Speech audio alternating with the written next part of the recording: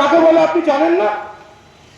আপনি তো একটা সময় এই পৌরসভার কর্মচারী ছিলেন, সেই সময়কার পৌরপিতার খুব কাছের লোক ছিলেন আপনি। আমিও সেদিনের পৌরসভার পৌর সদস্য ছিলাম।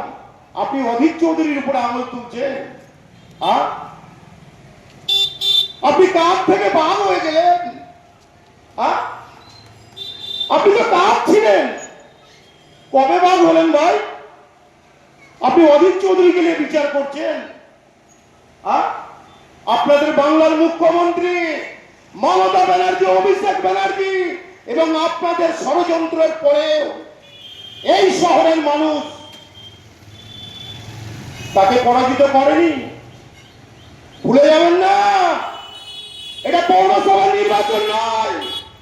এখানকার প্রার্থী এবার হবে এই শহরের মাসিয়া, মা বোনদের মাসিয়া, সাধারণ মানুষের মাসিয়া, জনগণের নেতা। তাই তার নামে কিছু বলার আগে আপনি একটু হিসাব করে কথা বলবেন। ভুল বলবেন না। আপনার নাম ডিক্লেয়ার হয়ে গেছে, আমাদের প্রার্থীর নাম ডিক্লেয়ার হয়নি।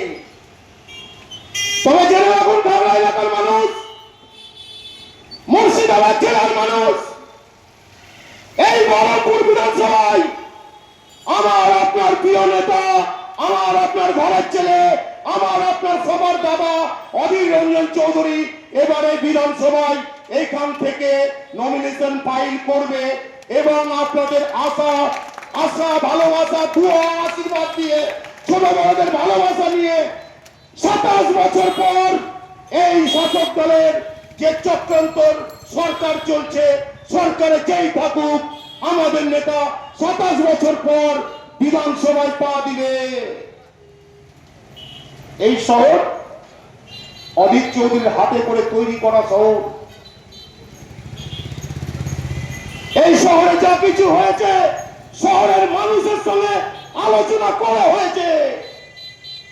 আমরা দেখেছি মানুষের সঙ্গে কথা বলতে, পাড়ায় পাড়ায় গিয়ে মানুষের অভাব অভিযোগ শুনে নির্বাচনে অংশগ্রহণ করেছে, নির্বাচনের পর সেগুলো খতিয়ে দেখেছে।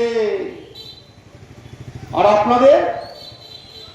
আপনি মনের মতো ক্যান্ডিডেট ঠিক করে, টাকা দিয়ে সেটিং করে, তাদেরকে টিকিট দিয়ে নির্বাচিত করে, গণেশ করে বসিয়ে রেখে আপনি ভাবছেন প্রশাসনকে এক শ্রেণীকে কাজে লাগিয়ে, ডিএম অফিসারে আপনাদের আমলাদের এক শ্রেণীকে কাজে লাগিয়ে এই শহরকে লুট করবেন।